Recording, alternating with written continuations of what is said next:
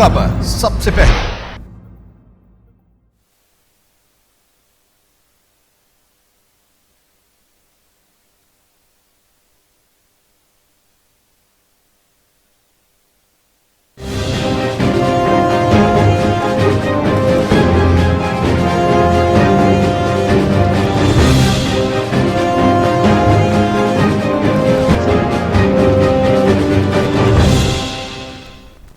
अस्सलामुअलैकुम नाजरीन, प्रोग्राम सज्जाद मीर के साथ मैं हूं आपकी होस्ट हीरा जावेद। नाजरीन, आपको बताएं कि ब्रॉडशीट तहकीकाती कमीशन ने इंकशाफात किए हैं जिसमें उनका बताना है कि ब्रॉडशीट का जितना भी रिकॉर्ड था चोरी हो चुका है।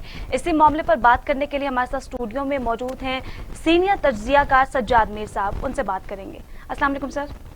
अस्सलाम। असल में ये कमीशन बना था अजमत सईद के, अकेले आदमी थे कमीशन में और दूसरे थे ही नहीं, तो इस पर बहुत एतराज़ात हुए थे अजमत सईद साहब पर, और एतराज़ात कुछ जेन्युइन भी थे, लेकिन उनकी भी इज्जत का मसला था, वो भी डटे रहे। वो कहते थे जब आप मुतनाज़ बन गए तो आप रुखसत हो जाएं, रुखसत होते तो अपने जस्टिस जावेद इकबाल जैसा उनका इमेज बन जाता। वो डटे रहे। अब उन्होंने जो राय दी है पूरी तफसील तो आई नहीं है, वो शायद 2-4 दिन के अंदर पेश करेंगे, लेकिन 2 इंकशाफात उसमें बड़े अजीब व गरीब हुए। उनमें से एक ये है कि वो जो उस जमाने में जब पैसे दिए गए हैं उसका सारा रिकॉर्ड ना वजारत दफा में है, ना वजारत खारजा में है, ना किसी एस्टेब्लिशमेंट डिवीजन में है, ना पाकिस्तानी सफारत खाने बरतानिया में जो है जिसने पैसे अदा किए हैं वहां मौजूद है। सारा रिकॉर्ड ही गैप कर दिया गया है।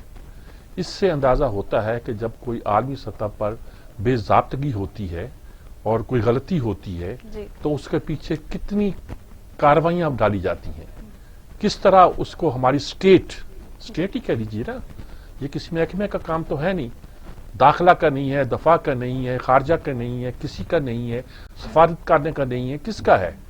मालूम हुआ कि पूरी रियासत इसमें लगी हुई थी कि इस रिकॉर्ड को गायब किया जाए। और कैसे गायब कि वो गायब है, मौजूद ही नहीं है। लेकिन इसकी अब तहकीकात होना लाजमी है कि रिकॉर्ड कैसे गायब हुआ। जी। मसला अब ये नहीं रहा कि आपने पैसे कैसे दिए, ठीक दिए कि गलत दिए। सवाल ये पैदा होगा कि पैसे देने के साथ आपने रिकॉर्ड क्यों गायब कर दिया? कुछ तो चोरी होगी ना आपकी। जी। अब वो कहते हैं कि साबित करेंगे कौन बेनिफिशियरी था कौन नहीं था, ये असूल नहीं है। असूल ये है कि उनमें यह भी कहा गया कि मालूम होता है कि ये नाअहली या गलती नहीं है, जी। इसके पीछे कोई कहानी, दानिस्ता तौर पर इसको गायब किया गया है। ये जस्टिस अजमत सईद ने उस पर एक बात की। दूसरी बात उन्होंने खास तौर पर स्विस बैंक अकाउंट के बारे में की। ये मशहूर मुकदमा था, जो स्विस बैंक अकाउंट था, जरदारी उस वक्त सदर थे और वो उस वक्त ये था कि स्विस बैंक में कुछ पैसे पड़े हुए थे जो पीपल्स पार्टी के कहे जा सकते हैं, कुछ कहे जा सकते थे कि वो भुट्टो फैमिली के हैं। उन पर बहुत सी 2-4 बड़े, एक सरे महल का था, सरे महल के बारे में अभी तक कुछ ने बात नहीं की। जरदारी कहते रहे मेरा नहीं है, बेनजीर कहती रही मेरा नहीं है। उसके बाद जब उसको बेचने का मौका आया तो जरदारी का नहीं ये तो मेरा है, और हमने कुछ पे कुछ नहीं बोला। यानी बेसिक बात है कि बुनियादी बात है। और उस वक्त कहा गया कि वो सदर है बाद में तो, और सदर की हैसियत के साथ उन पर मुकदमा नहीं चल सकता। स्विस अकाउंट में यह तक हुआ कि कहा गया कि वजीर आजम को खत लिखे और वहां की अदालतों से इसका मांगे ये मुकदमा, यानी कि हुकूमत पाकिस्तान का लिखना बहुत जरूरी था, लिख के नहीं दिया। अटॉर्नी जनरल कयूम थे, उन्होंने कुछ इसमें हेल्प नहीं किया, कुछ हुकूमत बदल कर गई। हत्ता के यूसुफ रज़ा गिलानी को कंटेम्प्ट ऑफ कोर्ट का नोटिस इशू कर दिया इफ्तिखार चौधरी ने, और तादमे यानी कि जब तक अदालत बर्खास्त नहीं होता, तादमे बर्खास्त अदालत उनको सजा सुना दी, जिसका मतलब इसकी तो अपील ही कोई नहीं है। और वो मुजरम ठहर गए तो वजारत उज़्मा से उनको फारिग होना पड़ा। सर, साबिक अटॉर्नी जनरल इरफान कादिर साहब हमारे साथ मौजूद हैं। जी, इरफान कादिर साहब इन मामला पे ज्यादा माशाल्लाह बेहतर बात कर सकते हैं। अस्सलाम वालेकुम इरफान कादिर साहब। जी वालेकुम सलाम। इरफान कादिर साहब, हम बात वही कर रहे हैं, ये जो जस्टिस अजमत सईद की निगरानी में या क़यादत में या यक रुकन वफद वो जुडिशल कमीशन था, उसने फैसला दे दिया है कि रिकॉर्ड गायब हो गया है। अब रिकॉर्ड गायब होने की क्या बात हो सकती? दूसरा स्विस अकाउंट का मसला आ गया कि स्विस अकाउंट के बारे में कहते हैं सारा रिकॉर्ड नैब के पास डंप पड़ा हुआ है, उसको देखा जाए और सामने आना चाहिए। इन 2 बातों पर पता नहीं और कितनी बातें सामने आती हैं, फिलहाल तो 2 ही हाईलाइट हो रही हैं। क्या आप इस पर पूरे तस्या आपका क्या है, कानूनी राय क्या आपकी? देखें, मुझे जो पता है कमीशनें इस तरह के फैसले थोड़े ही करती हैं कि रिकॉर्ड गायब हो गया। بھئی اگر ریکارڈ غائب ہو گیا ہے تو آپ اسی لیے تو آپ کی انکوائری آپ نے کرنی ہے کہ پھر اس کو ریکارڈ کو آپ ریکنسٹرکٹ کروائیں, اس کے بارے میں شواہد اکٹھے کریں. اگر ریکارڈ وہاں پہ نہیں بھی ہے تو کم از کم وہ لوگ جو ریکارڈ جن کی تحویل میں ہے ان کو بلائیں, ان سے پوچھیں کہ وہ اس ساری چیز کے بارے میں کیا کہتے ہیں, ان کا کیا موقف ہے, اور وہ ریکارڈ جو غائب ہوا ہے وہ کس چیز کے بارے میں تھا جو غائب ہوا ہے, اور جو ریکارڈ غائب ہوا ہے وہ اس سے جو لوگ واقفیت رکھتے تھے, شناسائی رکھتے تھے, وہ ساری چیز کے بارے میں کیا کہتے ہیں. تو یہ اس طرح سے تو کمیشن نہیں بنا کرتے نا جی کہ آپ کہہ دیں کہ جی ریکارڈ غائب ہو گیا اور بس آپ بری و ذمہ ہو گئے ہیں. تو یہ تو مجھے کچھ سمجھ میں آئی نہیں ہے بات. اچھا, وہ کہتے ہیں کہ نہ دفتر خارجہ کے پاس ہے, نہ ہمارے سفارت خانے کے پاس ہے, نہ وزارت دفاع کے پاس ہے, کسی کے پاس نہیں, یا نہ ہماری وزارت قانون کے پاس ہے. یہ ساری کہانیاں, اور یہ بھی کہتے ہیں کہ یہ ایسے نہیں ہے کہ نااہلی سے, غفلت سے یہ ایسا ہوا ہے, بلکہ دانستہ ہوا ہے. اور اگر اتنے محکمے انوالو ہے تو کیا ہم سمجھیں کہ اسٹیٹ نے کی ہے؟ ہاں, اب یہ دیکھیں نا, عجیب سی چیز ہے کہ ہوا بھی دانستہ ہے لیکن کیا بھی کسی نے نہیں ہے. اس طرح کی رپورٹ تو میں نے کبھی پہلے نہیں دیکھی. اچھا, تو یہ بھی رپورٹ کسی کو بچانا چاہتی ہے یا کسی کو بس اشارہ کر کے پروپیگنڈے کا موقع دینا چاہتی ہے حکومت کو صرف؟ جو ایک چیز ہے وہ آصف زرداری صاحب کے جو کیسز ہیں, جی جی, ایس جی ایس کو ٹیکنا کے, تو یہ عظمت سعید جو ہیں یہ تو ان کیسوں میں وکیل تھے, پروسیکیوٹر تھے یہ. تو ان کو کم از کم یہ بات وضاحت کر کے کرنی چاہیے تھی کہ بھئی میں چونکہ اس کیس میں خود انوالوڈ رہا ہوں, لہذا اس انکوائری یہ جو کمیشن بنا ہے اس میں کم از کم اس طرف میرا جانا نہیں بنتا. اور ویسے اگر اس کو کیس کو دیکھیں ایس جی ایس کو ٹیکنا کا, تو وہ ایس جی ایس کو ٹیکنا کیس میں یہ دو کمپنیز تھیں جن کو کہ اس زمانے میں یہ ٹھیکے دیے گئے تھے کہ پاکستان کا یہ جو کسٹمز کی جو چیزیں باہر سے آتی ہیں ان کی اسیسمنٹ کی جائے, ان کی اس کو کہا جاتا ہے کلین رپورٹ فائنڈنگ, کہ وہ ان کی جو باہر سے اشیاء آتی ہیں ان کی اسیسمنٹ کر کے, تاکہ یہ جو کسٹم ڈیوٹی ہے اس میں جو بہت سارا جو غبن ہو رہا تھا اس کو روکنے کی کوشش تھی اس وقت. اب اس میں ایک ہی پوائنٹ ہے, اور وہ یہ ہے کہ آیا وہ جو کسٹم کی جو ریکوریز ہیں وہ بڑی پاکستان میں یا کم ہوئی.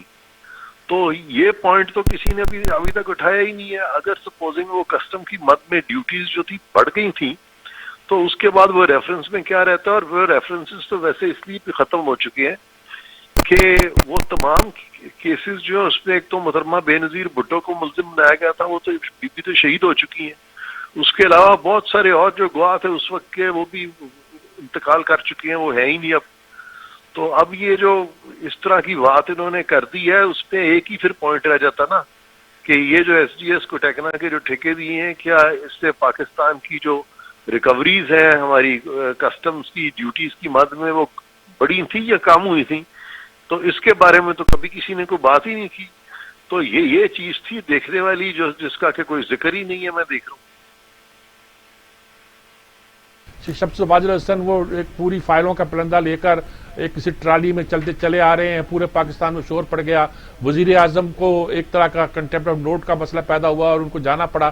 سارے بات آپ تو بڑے اس پہ قریبی طور پہ دیکھا آپ نے. آپ کو کیا لگتا ہے, کیا اس میں کیا چودھری افتخار چودھری کی غلطی تھی یا کچھ اور معاملہ تھا اس میں؟ نہیں, یہ جو ریکارڈ اس طرح تھوڑا ہی غائب ہو سکتا ہے. وہ اس وقت وہ دانشور ملک تھے بیچارے پروسیکیوٹر جنرل, وہ بڑے شریف آدمی تھے, ان کو بلا کے تو یہ جھاڑتے رہے بری طرح سے. کبھی افتخار چودھری جھاڑ دیتا تھا, کبھی وہ گت والا جج ہے, وہ کیا نام ہے اس کا گت والے کا, وہ جواد خواجہ, وہ اس کو بلا کے جھاڑتا تھا. وہ اس دوران میں جب میں پروسیکیوٹر جنرل بنا تو مجھے بھی جھاڑنے کی جب انہوں نے کوشش کی تو میں نے دو ٹوک طریقے سے ایک ایک چیز کی جب وضاحت شروع کی تو یہ ڈر گئے, گھبرا گئے اور میری اپوائنٹمنٹ چیلنج کرا دی پروسیکیوٹر جنرل کی. اور پھر یہ کہہ دیا کہ دوبارہ تو کوئی پروسیکیوٹر جنرل جو ہے وہ ان کی تو ایکسٹینشن تھی, حالانکہ میں 4 سال کی بریک کے بعد دوبارہ میری اپوائنٹمنٹ ہوئی تھی. تو اب موجودہ جو پروسیکیوٹر جنرل ہیں اصغر حیدر, ان کی بھی انہوں نے اپوائنٹمنٹ کی ہے. ان کی تو ایک یعنی یکے بعد دیگری اپوائنٹمنٹ انہوں نے کی ہے. تو وہ اس طرح سے وہ افتخار چودھری صاحب جو ہیں وہ اپنی طرف سے نا وہ نئی عدلیہ بحال ہوئی تھی, اس کو وہ کوشش کر رہے تھے پیروں پہ کھڑا کرنے کا, اور اس میں بہت سارے فیصلے جو ہیں غلط ہوئے, یکے بعد دیگرے غلط فیصلے کیے. این آر او میں اتنی غلطیاں تھیں کہ میں جب ایز اٹرنی جنرل پھر ان کو مصیبت پڑ گئی, مجھے فیس کرنا پڑ گیا, اور وہاں پہ پھر میں نے بالکل سپیئر نہیں کیا ان کو. وہاں میں نے بتا دیا کورٹ کو کہ یہ آپ کے فیصلے غلط ہیں اور یہ امپلیمنٹ بھی نہیں, اس کے بہت سارے حصے ہو سکتے. اور جب راجہ پرویز اشرف صاحب کو انہوں نے نکالنے کی کوشش کی تو اس وقت بڑی ناکامی ہوئی سپریم کورٹ کو. جب میں وہاں گیا سپریم کورٹ کے سامنے, ریسٹ از ہسٹری. میں آپ کو یہ نہیں بتانا چاہ رہا کہ مجھے بڑا پتہ ہے, لیکن میں یہ بتانا چاہ رہا ہوں کہ ججز کے کچھ مقاصد تھے جو انہوں نے حاصل کرنے تھے, اور وہ اس کے لیے وہ کسی بھی یعنی حد تک اس وقت جانے کو تیار ہوئے تھے, کیونکہ جوڈیشری میں جو ان کی بحالی ہوئی تھی وہ نہ تو آئین کے مطابق تھی نہ قانون کے مطابق تھی, وہ ایک ایگزیکٹو آرڈر سے تھی. اس کو پکا کرتے کرتے انہوں نے ایسا بے دریغ احکامات جاری کیے کہ اس پہ وزیر اعظم جو ہیں ان کو بھی نکالنے کی کوشش کی گئی. گیلانی صاحب کو نکال دیا گیا, بہت سارے پارلیمنٹیرین نکال دیے گئے, بہت سارے سرکاری افسروں کو فارغ کیا. سب سے زیادہ انہوں نے عدلیہ میں 13 ججز فریشلی اپوائنٹڈ جو کہ پی سی او ججز تھے, پی سی او ججز نے نان پی سی او ججز کو نکال دیا, اور پی سی او ججز نے یہ کہہ دیا کہ وہ جو نکالے گئے ہیں وہ پی سی او, حالانکہ وہ نان پی سی او تھے جو نکالے گئے تھے. انہوں نے کبھی ان میں سے اکثر نے کبھی اوتھ ہی نہیں اٹھایا تھا پی سی او کا. تو اس قدر جھوٹ بولا گیا, اور ہماری بار جو تھیں وہ خاموش تھیں, اور صرف آسمہ جہانگیر اللہ ان کی مغفرت کرے انہوں نے آواز اٹھائی. باقی تو یہ سارے پریزیڈنٹ وغیرہ بارس کے جو ہیں یہ سب خاموش ہو کے تو بولتے ہی نہیں تھے. شکر ہے کہ علی احمد گرد صاحب نے بعد میں پھر فوراً ہی کہنا شروع کر دیا کہ یہ تو ججز جو ہیں یہ فرعون ہو گئے ہیں. تو یہ ساری باتیں بھی پھر منظر عام پہ ہیں جو ہم سب کی نالج پہ. میں نے اعتزاز احسن کو یہ کہنا پڑا تھا کہ ان میں فرعونیت آ گئی ہے. تو یہاں تک تو معاملے جا چکے ہیں یہاں پہ. ٹھیک بات ہے. تو آپ کا کیا خیال ہے کہ اس کیس میں زرداری صاحب کا کوئی قصور نہیں تھا؟ کس کیس میں؟ وہ سوئس کیس میں.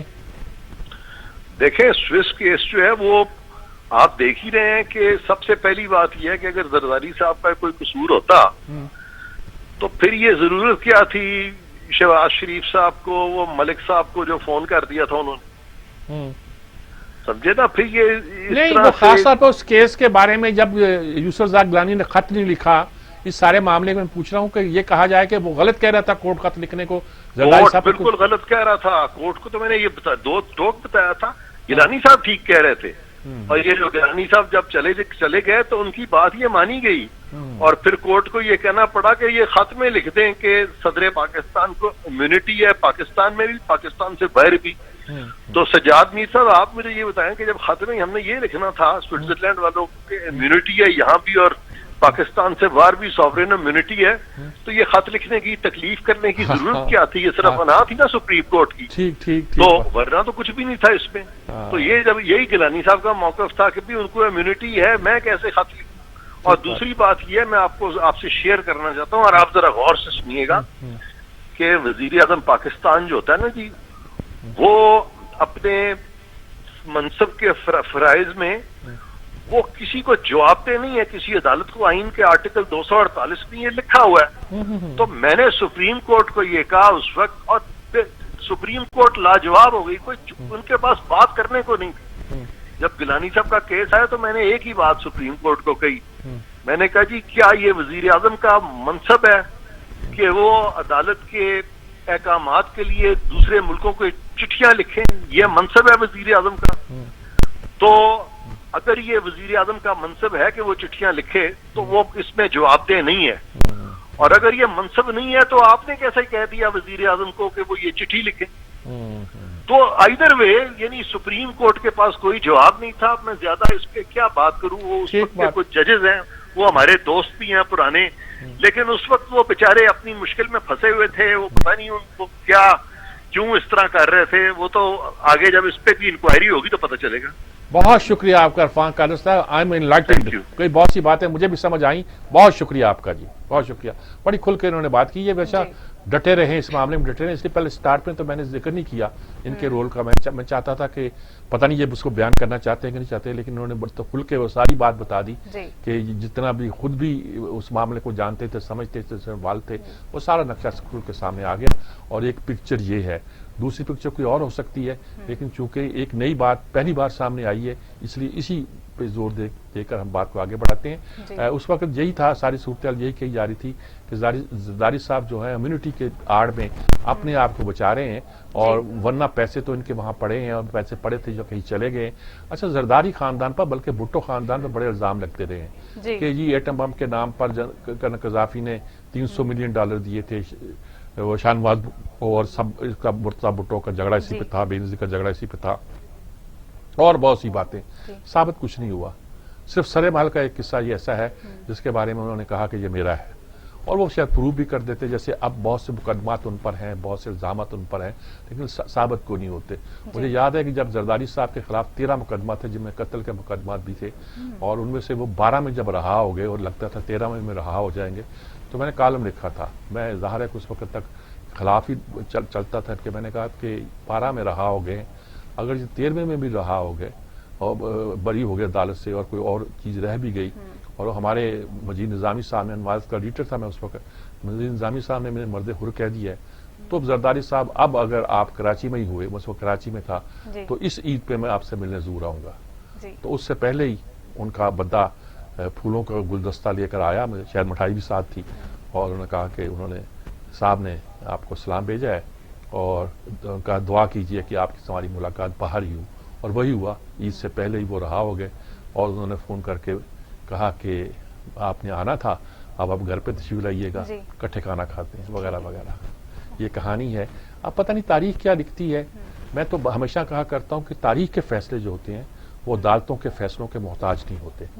ये तो एक बुनियादी बात है, लेकिन ये बात उससे भी ज़्यादा अहम है कि हमारे यहाँ अदालतों ने जो फैसले दिए हैं, कभी कभी वो कानून के मेयार पर और आइन के मेयार पर भी पूरे नहीं उतरते, जिसमें मैं नवाज शरीफ के मुकदमे के फैसले को भी कहता हूँ। और इस लिहाज से देखा जाए तो सर इस मुकदमे को दोबारा खोलने का कोई फायदा नहीं होगा? अब ये तो अजमत सईद खुद शामिल थे उसमें, मुकदमे में क्या फायदा होगा? वो पहले उन्होंने बता दिया कि अभी वो गया, आप बताओ कि कहाँ गए हैं जी। इंक्वायरी ये थोड़ी होती है कि आप कह दो कि यूं हुआ है, ये बताओ कैसे हुआ है। बिल्कुल ऐसे आपको फाइलें गए, बताओ फाइलें कहाँ गई हैं, ये मालूम करना है आपको। बिल्कुल। अफसर मौजूद हैं, लोग मौजूद हैं, आपने क्या इंक्वायरी की है? सर ब्रेक का कहा जा रहा है, एक ब्रेक के बाद हाजिर होंगे, हमारे साथ रहिए।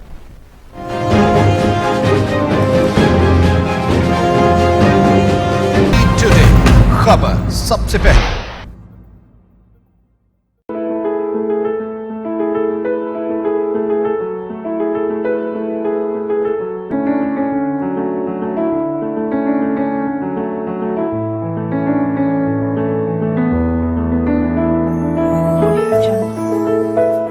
हम सब सही तालीमी इदारों की तलाश में रहते हैं,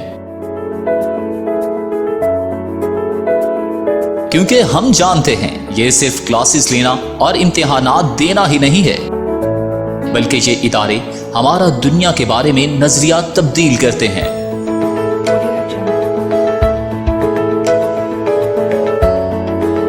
लीड्स यूनिवर्सिटी वही जगह है जहां पर आप अपनी शख्सियत को मजीद निखार सकते हैं। हम आपकी पोशीदा सलाहियतों को उजागर करके आपको एक बाएतमाद और काबिल शख्सियत बनाते हैं। मजीद मालूमात के लिए राबिता करें।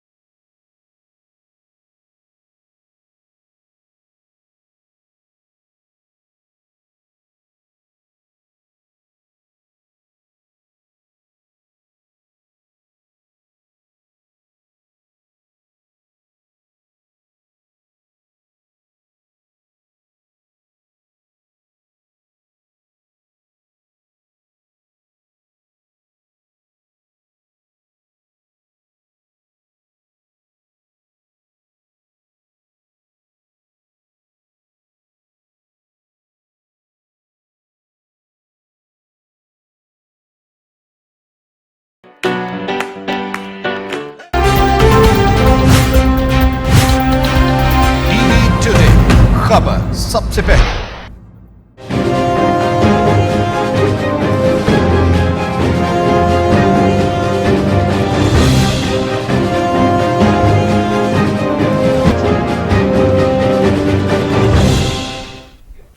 वेलकम बैक नाजरीन। नून लीग का नैब के खिलाफ ऐलान जंग सामने आया है। तमाम पीडीएम क़यादत का 26 मार्च को नैब के दफ्तर मरियम नवाज के साथ जाने का फैसला है और राना सनाउल्लाह ने भी आज मीडिया से गुफ्तगू करते हुए कहा था कि तमाम पीडीएम क़यादत जो है वो नैब जाएगी मरियम नवाज के साथ। इसी पर ही गुफ्तगू करेंगे। हमारे साथ सज्जाद मीर साहब मौजूद हैं। आप कैसे देखते हैं इस मामले को? देखिए, मामला ये है कि असूली तौर पर बात करें तो वो कहते हैं कि रवैया यही रहा है कि ये नैब से कोऑपरेट करते रहे जी। लेकिन मरियम ने एक बड़ा फिक्रा कहा है कि भाई अब जो है हमने बड़ी जेलें भी काटी, धक्के भी खाए, लेकिन अब उसका वक्त गुजर चुका है, अब हिसाब लेने का वक्त है जी। कि आप क्यों बुला रहे हो? आप कभी हाई कोर्ट में जाते हो कि इसकी बेल कैंसिल करो, किस बात पर कैंसिल करो? उन्हें कहा ये तकरीरें करती है बड़ी खतरनाक किस्म की। तो मैं नैब का क्या काम है तकरीरों पर मुकदमा बनाने की? नैब इस मुल्क में क्या खुदा बन गई है, फरौन बन गई है, क्या बन गई है वो? और आपको क्या हक पहुंचता है कि आप इस बात पर मुकदमा कायम करें कि तकरीरें खतरनाक कर रही, स्टेट के खिलाफ भी कर रही हो? तो आप कौन होते हैं ये फैसला करने वाले कि तकरीरें स्टेट के खिलाफ है? आप किसको तर्जमान है? आप स्टेट की तरफ से बोलने वाले कौन है? एक तो ये, दूसरी बात ये कि आपने नहीं ये बात बनती नजर आई कि अदालत तो ये बेल कैंसिल नहीं करेगी, आपने एक मुकदमा और गढ़ लिया, पुराना था या खड़ा कर दिया और 26 तारीख दे दी जिस वक्त इन्होंने लॉन्ग मार्च करना था। यानी ये तो इसका मतलब है कि आपकी जो एक तरह की मेलाफाइडी है वो जाहिर है, बदनीयती जाहिर है। और इस पर उन्होंने कहा कि अच्छा अब नहीं हम आते भाई, आप बाज नहीं आते, इतने देर तो आपको होश नहीं आया, आप कर रहे हो। फजल रहमान ने भी कहा होगा कि ये गई तो फिर मुझे भी जाना पड़ेगा। उन्होंने कहा हम नहीं आते, हम भी चलेंगे साथ, सारी क़यादत चलेगी पीडीएम की और सारी वो चलेंगे। और साथ मरियम ने कह दिया कि भाई अब बदला ले, अब कोई हिसाब मांगेंगे हम आपसे जी। एक तरफ ये कह दिया कि 26 मार्च को अब धरना नहीं है, वो धरना यहीं होगा। अच्छा, अब इसमें यह भी शामिल हो गया कि पीडीएम करेगी, पीडीएम करेगी तो हो सकता है पीपल्स पार्टी भी शामिल हो, उसमें ज़ाहिर शामिल होगी। और जब पीपल्स पार्टी शामिल होगी तो ये पीडीएम के टूटने के जो एक बात आ रही थी वो तो खत्म हो जाएगी ना। और फिर ये है कि वो मरियम ने यह भी कह दिया कि भाई अगर मुझे अंदर कर भी दिया, और ये नहीं कि मैंने कोई बगावत करके इनके काबू नहीं आना। उन्हें कहा मैं इमरान खान ही हूं, दीवार फलांग के चली गई थी। बलदाब फलांग के जो इमरान खान गया था ना, वो कहता है मैंने छलांग मारी, 10 फुट की दीवार फलांग के गया, मुझे मालूम है कि किसके कंधों में बैठ के उसने दीवार फलांगी थी। सर, मुस्लिम लीग नून के रहनुमा कर्नल रिटायर्ड सैफ कुरैशी हमारे साथ मौजूद हैं। सैफ कुरैशी साहब हमारे पास, माशाल्लाह ये बहुत अरसे के बाद उनसे बात हो रही है मुस्लिम लीग के हवाले से। वो एक सेंट्रल फिगर हैं जो जानते हैं बहुत से मामला को कोऑर्डिनेट करते हैं, इससे पूछते हैं। अस्सलाम वालेकुम सैफ साहब। वालेकुम जी मीर साहब, थैंक यू सो मच जी। कर्नल साहब, क्या मरियम ने कहा कि अब हिसाब लेने का वक्त आ गया है, क्या क्या हिकमत अमली आप कहते हैं? जी मैं समझता हूँ मीर साहब के इनाफ इज इनाफ, बहुत हो गई, लोगों को समझ जाना चाहिए था और फिर लिमिट्स और ज्यादा क्रॉस नहीं करनी चाहिए थी। मुल्क के हालात को देखते हुए जब ये एहसास हो गया है कि नेशनल कंसेंसस की जरूरत है और आपस में भाईचारे, यूनिटी और इत्तेहाद और सब चीजों के बगैर मुल्क नहीं चल सकता, तो फिर इस किस्म की हरकतें तो बिल्कुल ही आउट ऑफ कंटेस्ट नजर आती है। अगले दिन की स्पीच आपको चीफ की भी, आर्मी चीफ की भी आप अगर देखें और बाकी भी हालात वाकयात देखें तो ये फिर ये कि जो नैब बुला रहा है, नैब के दोनों जवाब कतई तौर पे गैर कानूनी और गलत है। पहला, उनका कोई तलक वास्ता नहीं है, अदारे सारे खुद कॉम्पिटेंट है, उनके अपने रूल्स रेगुलेशन है, उनके अपने एक्ट्स है और वो सारा दिन टीवी के ऊपर होते हैं। अगर कोई ऐसी बात है जो कि किसी दफाई अदारे को है तो वो ISPR उसको टेकअप कर सकती है और अगर अदलिया की है तो अदलिया कर सकती है। ये इन्होंने कब से ठेका ले लिया कि ये बाकी लोगों के इंटरव्यू और मामलात जो बात की चीज की जाएगी वो नैब के जिम्मे में, नैब एक्ट में तो ये बिल्कुल नहीं आती। नैब तो एक्ट टोटली डिफरेंट है, वो डील करता है करप्शन और उस करप्शन से जिसमें सरकारी मुलाजिम इन्वॉल्व हो। हाँ, ये बड़ी इंपॉर्टेंट बात है कि मरियम कभी भी सरकारी मुलाजिम नहीं रही। आप कहते हैं वो नहीं रही, उनके वालिद और उनके चचा तो रहे। जी, दूसरा कि वो जो ट्रांजैक्शन कहते हैं जमीन वाली, जाती उम्र वाली, वो एक प्राइवेट ओनर ने दूसरे खरीदार को बेची है اور اپنی مرضی سے بیچی ہے, رجسٹری کی ہے, اور رجسٹری کی ہوئے بھی ڈیکیڈ گزر گئے ہیں. تو یہ آپ کدھر سے بھی لے اٹھا کے لے آئے ہیں, پرائیویٹ سودا ہے, نیب کا کیا تعلق واسطہ ہے اس کے ساتھ. تو آپ کیا کہتے ہیں کہ جس طرح مریم نے کہا کہ اب حساب لینے کا وقت آ گیا ہے, تو کیا ایٹیچیوڈ اختیار کرے گی مسلم لیگ اور پی ڈی ایم؟ یہ میں عرض کروں امیر صاحب کہ میرا خیال ہے کہ اتنی زیادتیاں ہو چکی ہیں اور ایک سے ہو چکی ہے, ابھی گنجائش کوئی نہیں رہے گی. ابھی تو ماسوائے اس کے کہ جب آپ سارے رستے بند کریں گے تو پھر بندہ آگے کھڑا ہو جائے گا آپ کا. تو ابھی تو وہ سٹیج آ گئی ہے. اول تو یہ سٹیج نیشنل افیئرز میں آنی نہیں چاہیے تھی, اور اگر یہ لے آئے ہیں تو ابھی بھی میں یہی عرض کروں گا کہ اٹس ہائی ٹائم کہ وہ شوڈ اسٹاپ دس. جنگ آباد والی بات ہے جی. بہت شکریہ آپ کا کرن صاحب, آپ نے بہت مختصر وقت میں بہت ساری باتیں ہمیں بتائیں. انشاءاللہ آپ سے آئندہ بھی باتیں ہوتی رہیں گی. بہت شکریہ آپ کا کرن صاحب, بڑی صاف بات ہے. وہی تنگ آمد و جنگ آمد والی بات ہے جی, کہ آپ نے وہاں پہنچا دیا ہے. نیب بن کیا گئی ہے؟ تھانے دار بن گئی ہے اس ملک کی, اور وہ کہتے ہیں فرعون بن گئی ہے کہ یہ اسٹیٹ کے خلاف تقریر ہے. بھائی آپ کون ہوتے ہیں زمین پہ پوچھنا؟ یہ زمین جو انہوں نے کوئی 20 سال پہلے 30 سال پہلے خریدی ہے, کہ اچھا وہ مریم کبھی نہ وزیر اعظم رہی, نہ وزیر اعلیٰ رہی, نہ کوئی وزیر رہی, نہ کچھ کسی سرکاری عہدے پہ رہی نہیں. اس سے آپ کیا پوچھتے ہیں؟ کہ ان کے والد صاحب تو ہیں نا, ان کے چچا بھی رہے ہیں سرکاری عہدوں پر, وہ رہیں تو ان سے پوچھو, ان سے کیا پوچھ رہے ہو؟ خدا کے واسطے اس ملک میں قانون کی حکمرانی قائم کرو, مذاق نہیں بناؤ اپنا. اور اگر اس وقت جبکہ ہم ہندوستان سے بات کرنا چاہ رہے ہیں, اور اس وقت اگر آپ نے ملک کے اندر فتنہ و فساد پیدا کیا, تو یہ ہماری سیکورٹی کے خلاف ایک بہت بڑی آپ کہیں گے یہ کیوں کھڑی ہیں؟ میں کہوں گا آپ نے کیوں خام خواہ کر اس کو تنگ کیا ہے؟ بھائی یہ تو کوئی بات نہیں ہے. کوئی شبلی فراز تو اس کا جواب نہیں دے سکتا نا. نیب کے بہا پہ شبلی فراز کوئی بولتا ہے, کوئی شہباز گل بولتا ہے, فواد چودھری کو میں کچھ نہیں کہتا, چلو پھر بھی وہ سیاست میں بہت دیر سے ہے. یہ کوئی مسئلہ چلنے والا نہیں اس طرح جی صورتحال. آگے بڑھتے ہیں. آرمی چیف کی جانب سے کہا گیا کہ ماضی کو بھلا کے ہمیں انڈیا کے ساتھ آگے بڑھنا چاہیے. اس بیان کو آپ کیسے دیکھیں؟ یہ آرمی چیف کا بیان بہت بنیادی ہے. اس سے پہلے عمران خان نے چند دن پہلے یہ ایک بات کہی تھی کہ پہلے پاکستان کے ساتھ آپ الحاق کریں, پھر اس کے بعد ہم دیکھیں گے کہ کس طرح ہم, اگر آپ آزادی چاہتے ہوں گے. اس سے بہت شور پڑا تھا کہ ہم اپنی پالیسی کو ریوزٹ کر رہے ہیں, بدل رہے ہیں. واقعات ہو رہے تھے, لائن آف کنٹرول کے بارے میں سیز فائر دوبارہ ریوائو کی گئی, اور اس وقت کہا گیا کہ یہ صرف دونوں ڈی جی ایم آئی جو ڈی جی ملٹری آپریشن ہے ان کا ایم اوز جو ہیں ان کا یہ آپس میں ایگریمنٹ ہے اور کچھ زیادہ نہیں ہے. لیکن لوگوں نے کہا کہ معاملات بدل رہے ہیں. چین میں پالیسی بدل رہی ہے. چین نے اپنی فوجیں ودرا کرنی تھی, جہاں ان کا تصادم تھا انڈیا کو ودرا کرنا پڑا. لگتا تھا کہ امریکہ چین کے ساتھ اب اس طرح کانفلکٹ میں نہیں آنا چاہتا جس طرح وہ ٹرمپ کے زمانے میں تھا. چنانچہ انڈیا کو بھی کہہ دیا کہ بس کرو یہ باتیں, اس سے بہت نقصان ہو رہا ہے, اور پاکستان کے ساتھ بھی اپنے تعلقہ نارمل کرو. تو اب تعلقہ نارمل کرنا پاکستان کے لیے اس لیے مشکل ہے کہ یہ انہوں نے کشمیر کے مسئلے پھڈا ڈالا ہوا ہے. ہم نے اپنا سفیر واپس بلا لیا تھا, انہوں نے بھی اپنا سفیر, ہم نے بھیجا ہی نہیں تھا, انہوں نے واپس بلا لیا. پھر ہم نے درجہ جو تھا دونوں ملکوں کے درمیان سفارتکاری کا وہ نیچے لے آئے تھے, اور ہم نے کہا تھا ہمارے تجارت ختم, سب کچھ ختم, یہ ہو گیا. ہمیں نہیں پتا بیچ بیچ میں کیا کچھ ہوتا رہا ہے. اب اچانک سے بہت سے راہیں کھل رہی ہیں. ہمارا پانی کے معاہدے کے بارے میں ہمارا بندہ وہاں گیا ہے, کچھ اور ہوگا. کچھ لوگ کہتے ہیں بیک چینل استعمال کیا جا رہا ہے. کوئی پوچھتا ہے کیوں کیا جا رہا ہے؟ جو کرنا آپ اوپن کریں, کیونکہ کشمیر کے مسئلے کا سوال ہے. کیا آپ کشمیر کو بیچنا چاہتے ہیں؟ اس طرح کے سوال کیے جا رہے ہیں. آرمی چیف اس کانٹیکسٹ میں کہہ رہے ہیں کہ ہم ہاؤس ان آرڈر کرنا چاہیے. جس میں مریم نے ایک کمال کی بات کی ہے, انہوں نے کہ بند دروازوں کے پیچھے تو ہم بھی, نواز شریف بھی آپ کو یہی کہتا تھا, ہاؤس ان آرڈر کرو. اب آپ کر رہے ہیں. اب کہا جاتا ہے کہ واجپئی آیا تو ہماری اسٹیبلشمنٹ کے لوگ ناراض تھے, پھر آگرہ پہ لے کے چلے گئے کہ میں تاریخ بدلنے گیا ہوں, ہم بھی ساتھ ہیں. اور اس طرح بہت سی باتیں اس کے بعد بھی ہوئی جس میں کہا جاتا ہے کہ ابھی آپ کرو تو ٹھیک, دوسرے کریں تو یہ کہا جائے کہ یہ ملک غدار. سر لیفٹیننٹ جنرل ریٹائر محی الدین حیدر نے ہمیں جوائن کیا. جی محی الدین حیدر صاحب ہمارے پرانے, ہم ان کے نیاز مند ہیں جی, بہت ان سے رابطہ رہا. وزیر داخلہ بھی ہمارے رہے ملک کے, گورنر سندھ تھے, تو ان سے بڑی محبت کا رشتہ آج تک قائم ہے جی. کوئی ایسی. السلام علیکم جنرل صاحب. جنرل صاحب بس بہت دنوں کے بعد آپ سے بات ہو رہی ہے. مسئلہ ایسا تھا کہ مجھے لگا کہ آپ کے سوا اس پہ زیادہ بہتر کوئی نہیں دلا سکتا توجہ. یہ جناب باجوہ صاحب نے کہا جی کہ ہمیں اپنا ہاؤس ان آرڈر کرنا چاہیے.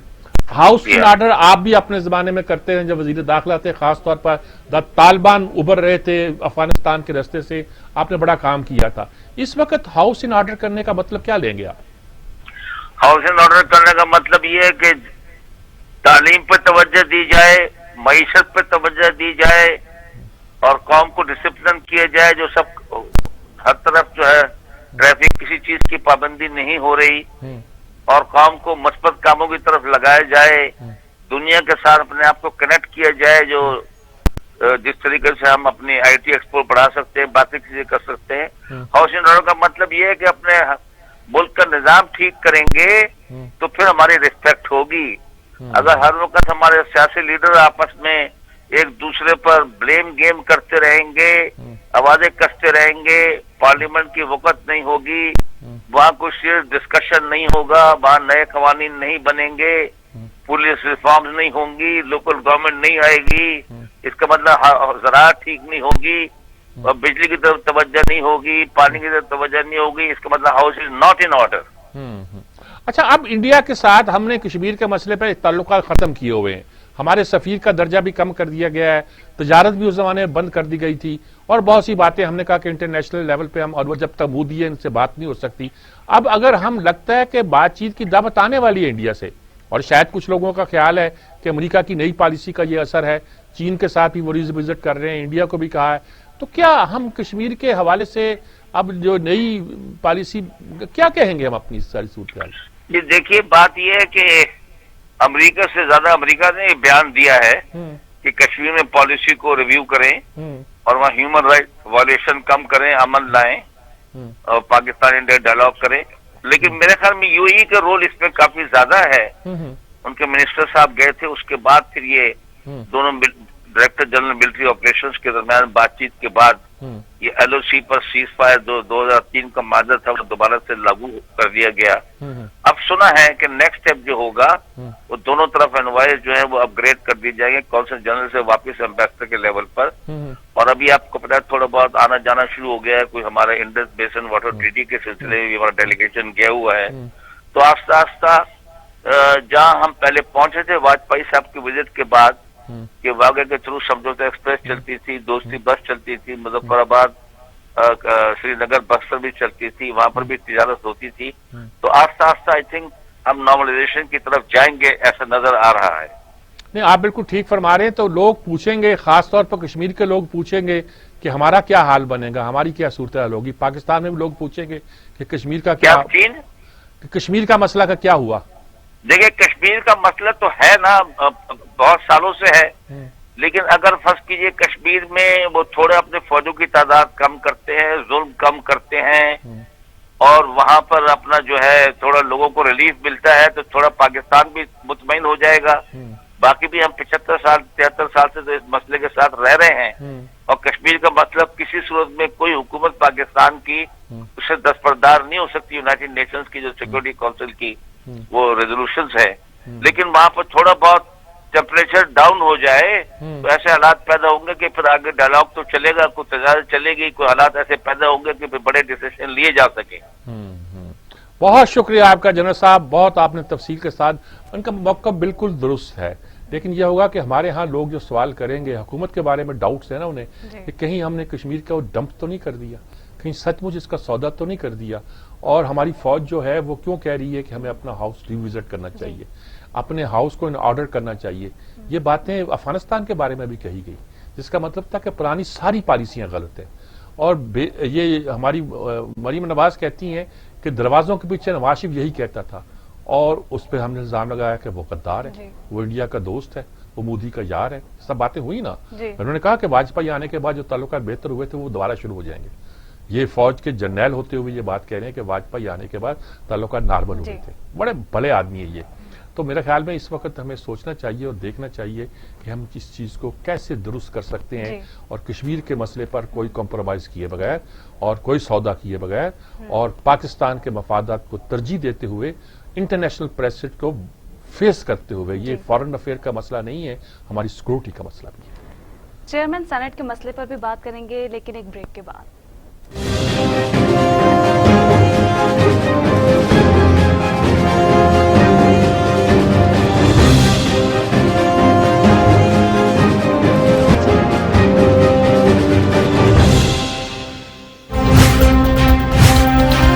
टीवी टुडे, खबर सबसे पहले।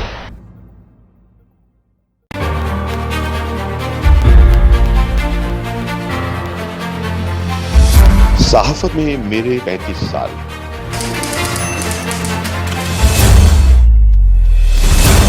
वही खेल तमाशे, वही नारे, वही मायूसियां।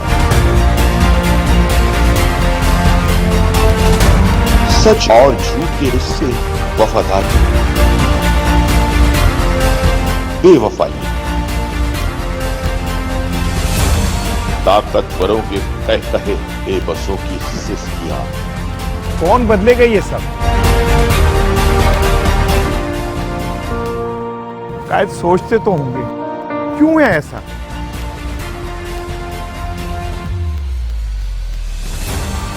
मैं तलाश करूंगा इन सवालों के जवाब आपके साथ वाइंड अप विद इसार राना। देखिए प्रोग्राम वाइंड अप विद इसार राना जुम्मा का हफ्ता रात 10 से 11 बजे तक सिर्फ टीवी टुडे पर।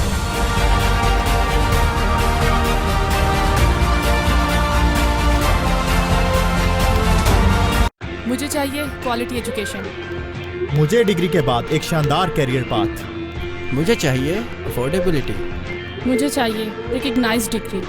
बेहतरीन फैकल्टी के साथ लाहौर लीड्स यूनिवर्सिटी मुमकिन बनाती है बिजनेस स्टडीज से लेकर कंप्यूटर साइंसेज, कॉमर्स से लेकर इंजीनियरिंग तक, क्वालिटी एजुकेशन, जॉब प्लेसमेंट और शानदार career path. Lahore Leeds university.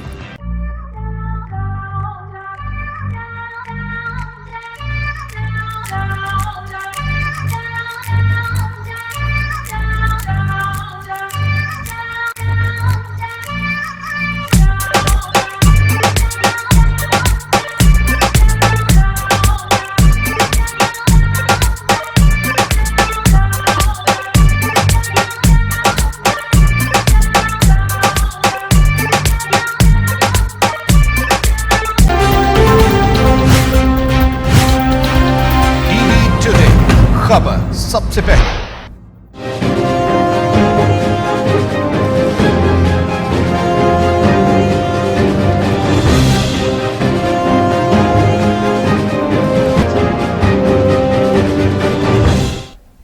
Welcome back. Chairman senate election में 7 वोट मुस्तरद हुए थे। फैसला इस्लामाबाद हाई कोर्ट में चैलेंज कर दिया गया है। क्या फैसला पीडीएम के हक में आएगा? इसी पर ही बात करते हैं। असल में बहुत मजबूत केस है पीडीएम का, यानी कि वो कहा जाता है जी जो सेनेट की कार्रवाई वो चैलेंज नहीं हो सकती। सेनेट की कार्रवाई तो है नहीं, ये तो सेनेट को बनाने की कार्रवाई है ना जी। Without chairman deputy chairman senate मुकम्मल नहीं होता। बिल्कुल। अब चेयरमैन का इंतखाब हो रहा है, सेनेट की तश्कील हो रही है, तकमील हो रही है जी। उस काम के लिए एक प्रिजाइडिंग अफसर मुकर्रर किया गया है जो सेनेट ने मुकर्रर नहीं किया बल्कि सदर के एक आर्डर के जरिए मुकर्रर किया गया है। एडमिनिस्ट्रेटिव मामला है ये तो, उसने एडमिनिस्ट्रेटिव फैसला किया है और फैसला भी ऐसे खुल के किया है दिखाकर कि साहब मैं ये वोट मुस्तरद करता हूँ। इसमें पुराने फैसले भी सुप्रीम कोर्ट के मौजूद हैं कि अगर इस तरह के वोटों का फैसला होता है, स्पीकर का हुआ था, कुछ और हुआ था, पुराने माजी में है, तो सुप्रीम कोर्ट कहता है कि वोट तो गिने जाए। अब इसमें मामला ये है कि आप कहते हो कि खाने में मोहर लगाई जाए, तो खाने में मोहर लगी हुई है, अब कहीं नहीं है कि नाम पे लगाई जाए, किस पे लगाई जाए। वो एक और ले आए जिसमें ये लिखा हुआ है कि नाम के सामने मोहर लगाई जाए। अब मसला ये है कि सुप्रीम कोर्ट ने ये बड़ी क्लियर है कि इंटेंशन क्या है वोटर की। इसमें कोई इंटेंशन में शक नहीं है कि वो वोट जो है यूसुफ रज़ा गिलानी को देना चाहते थे, वो उन्होंने सामने लगाई है या उस पर नाम पे लगाई है, इस पे फर्क नहीं पड़ता। तो इस बात का चनाचे इम्कान है कि वो 7 वोट जो मुस्तरद हुए हैं वो मान लिए जाएंगे। भाई 7 वोट उन्हीं के मुस्तरद होने थे, बाकी सारे इतने आकल बाले गए कि उनके मुस्तरद नहीं होने थे। और फिर क्या होगा? 49 हो जाएंगे। और फिर क्या होगा? किसी ने भी ये साजिश अगर की होगी तो वो भी बेनकाब हो जाएगी। सारी बात जो होती है बड़ी एक तरह की इंटेंशन की है कि इंटेंशन क्या है मोहर लगाने वाले की। वो कहेंगे इंटेंशन ये थी कि वोट को मनसूख कराना चाहता था, तो फिर तो उसको पकड़कर उसको उसकी सजा देनी चाहिए। ये वो नहीं है। यहाँ कोर्ट यही फैसला, इस बात का इम्कान है कि 49 वोट अगर यूसुफ रज़ा गिलानी के हो जाएं तो वो जीते हुए हैं, और जीते हुए हैं मेजॉरिटी उन्हीं की है। आपने वोट मुस्तरद करके उनको बाहर निकाला है, और पता नहीं क्या चिड़े उनसे, मुझे नहीं मालूम। उनके इलेक्शन को भी वो चीफ जबरी थे और उस पर उनको वोट ऑफ कॉन्फिडेंस लेना पड़ा। तो सारी बात ऐसी है जिसने यूसुफ रज़ा गिलानी को हीरो बनाया हुआ है, अब उसे लीडर ऑफ द अपोजिशन बनाना चाहते हैं। और शायद उस बात का इम्कान भी है कि वो बन जाए, क्योंकि पीपल्स पार्टी के वोट ज्यादा हैं, इसमें वही 2 सीटें ज्यादा हैं, और भी उसमें कुछ मामला थे। इस पूरी सूरत हाल में वो बन सकते हैं। लेकिन अब ये है کہ اس پوری معاملے کے باوجود اگر پی ڈی ایم اس طرح جھگڑا پڑا تو وہ لیڈر دوبارہ ساؤتھ پنجاب کے بن کے ابھرنے نہیں دے گی مسلم لیگ انہیں، وہ اس کو یہیں سنب کرے گی. جی وہ بن سکتے ہیں اور بن سکیں کوئی حرج نہیں ہے ان کا. اگلی سٹوری کی جانب بڑھتے ہیں. کورونا کی تیسری لہر میں شدت آ گئی ہے اور بتدریج جو کیسز ہیں وہ بڑھ رہے ہیں اور حکومت نے سخت لاک ڈاؤن کا یعنی کہ اعلان کر دیا ہے. اصل بات یہ ہے جی کہ ہم لوگ بے احتیاطی کر رہے ہیں. ہمارے لوگ یہ سمجھ رہے ہیں کہ یہ کچھ نہیں ہے، کورونا کچھ نہیں ہوتا. بالکل. اصل میں حقیقت یہ ہے کہ اس وقت ہم نے جتنی حکومت کی بھی ایک غفلت ہے کہ ویکسینیشن ابھی تو 2-2.5 لاکھ لوگوں کو کی گئی ہے، جبکہ 22 کروڑ میں کم از کم 10 کروڑ کو آپ نے ویکسینیٹ کرنا ہے. آپ ویکسینیشن باہر سے منگوا نہیں رہے. جن اداروں نے منگوائی ہے ان کی قیمتیں آپ تعین نہیں کر رہے. یہ کچھ لوگ جو ہیں جو آپ کو سرکاری طور پہ آپ نہیں لگا پاتے، وہ اپنے پیسوں سے ان کو لگائے. ابھی تک مفتہ لگا ہوا ہے جی. دیکھیں قوموں کی صحت ہے، جو قوموں کی زندگیاں ہیں وہ مفتے پہ نہیں بچائی جاتی. اس کو آپ کو ساری چیزیں ایک طرف رکھ کے آپ کو ویکسینیشن کا انتظام کرنا چاہیے تھا. دنیا کے ممالک اپنی کروڑوں کی آبادی میں سے ایک میجارٹی کو ویکسینیٹ کر چکے ہیں اور ہمیں 3 لاکھ یا کتنے کو کرنے کے بعد پھولے نہیں سنوارے کہ ہم نے بڑا کر دی ہے. اس میں کوئی شک نہیں، انتظام بہت اچھا ہے، بہت اچھا انتظام ہے لاہور میں ایکسپو سینٹر میں، اور لگتا ہے کہ ہم کسی اور ملک میں آ گئے ہیں. بڑے سائنٹیفکلی چلتی ہے بات کو، اس پہ کوئی شک نہیں ہے. لیکن یہ ہے کہ صرف اتنا ہی نہیں چاہیے، ہمیں چاہیے یہ کہ ہم پوری آبادی کو، بڑی آبادی کو کس طرح ویکسینیٹ کرتے ہیں اور کس حد تک کرتے ہیں. ہم ٹریول نہیں کر سکیں گے جب تک ویکسینیشن نہیں ہوگی. ملک اجازت نہیں دیں گے آپ کو ٹریول کرنے کی، اور ہمیں بھی مجبوراً پابندی لگانی پڑے گی کہ جو پاکستان میں آتا ہے ویکسینیٹ کرا کے آئے گی. یہ ابھی تو کہتے ہیں کہ کچھ دیر یہ چیز رہے گی بھی، 6 سال 2 سال کے بعد یہ ایک موسمی بیماری کے تحت، جیسے فلو آیا تھا تو لوگ مرتے ہی جا رہے تھے آج سے 100 سال پہلے، اور اب فلو ہر سال آتا ہے لیکن اس کی ویکسینیشن بھی ہوتی ہے، اینٹی فلو ویکسین بھی کی جاتی ہے. خاص طور پہ سرد ممالک میں بزرگ لوگوں کو تو لازمی کی جاتی ہے، کینیڈا میں، ان ملکوں میں، امریکہ میں. پاکستان میں بھی کچھ لوگ کرواتے ہیں. مثال کے طور پر میرے جیسے لوگ اس لیے کراتے ہیں کہ نزلہ زکام ہمیں ویسے ہوا، ورثے ہمیں ملا ہوا پرماننٹ رہتا ہے، تو اس کو فلو میں بدلنے سے بچنے کے لیے ہم بھی کروا لیتے ہیں. 1-2 سال سے پہلے یہ شعور ہی نہیں تھا.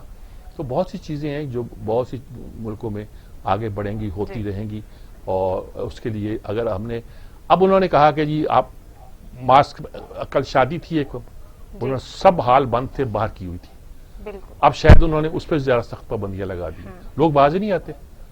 بڑی مشکل سے ہوتا ہے کہ شادی والوں نے ماسک رکھے ہوتے ہیں، جی یہ پہن لے. اب انہوں نے کل کچھ شادی ہال سیل کیے، کچھ ریسٹورینٹ سیل کیے، اس سے حالات اور بھی خراب ہوتے ہیں. سر وزیر اعظم عمران خان اور بشرا بی بی کا بھی کورونا ہاں ان کا بھی کورونا ٹیسٹ پازیٹیو آ گیا، اللہ ان کو صحت دے. ایون کہ انہوں نے ویکسین بھی لگوائی تھی وزیر اعظم عمران خان. ہاں وہ اس پہ کچھ شکوک پیدا ہو رہے ہیں، لیکن یہ ہے کہ انہوں نے ڈاکٹر فیصل نے یہ کہہ دیا کہ ویکسین لگاتے ہی یہ لازمی نہیں کہ آپ کو امیونٹی پیدا ہو، 2-3 ہفتے لیتی ہے اور دوسری ڈوز لگنے کے بعد آپ زیادہ محفوظ ہوتے ہیں.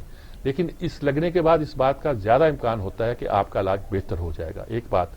نمبر 2 بات یہ کہی جاتی کہ ہو سکتا ہے کہ عمران خان کو پہلے ہی یہ سمٹم ہو اور اس کو ہم نے دیکھا نہ ہو. بہرحال یہ وہ بات ہے جس کو سائنٹیفکلی ہمارے ہاں دیکھا بھی جا رہا ہے، سمجھا بھی جا رہا ہے، لیکن ویکسینیشن کے پروسیس کو تیز کرنا پڑے گا. سر کلوزنگ ریمارکس. کلوزنگ ریمارکس یہی ہے جی کہ ان ہفتے میں بہت سی باتیں ہیں جس کو ہم اسٹڈی کر رہے ہیں، دیکھ رہے ہیں، اور پاکستان کے اندر بہت تیزی کے ساتھ بہت سے سوال پیدا ہو رہے ہیں، لیکن ہمیں انٹرنیشنل دباؤ بھی ہے اپنے تعلقات بہتر کرنے کا ہندوستان کے ساتھ، اس پہ ہمیں غور کرنا پڑے گا. بس شکریہ. ناظرین ماسک استعمال کریں، سینیٹائزر کا استعمال کریں اور اپنے آپ کو کورونا سے محفوظ رکھیں. تیسری لہر جو ہے اس میں کیسز اور اموات بڑھ رہی ہیں، اور اپنا خیال رکھیں. اب تک کے لیے اللہ حافظ.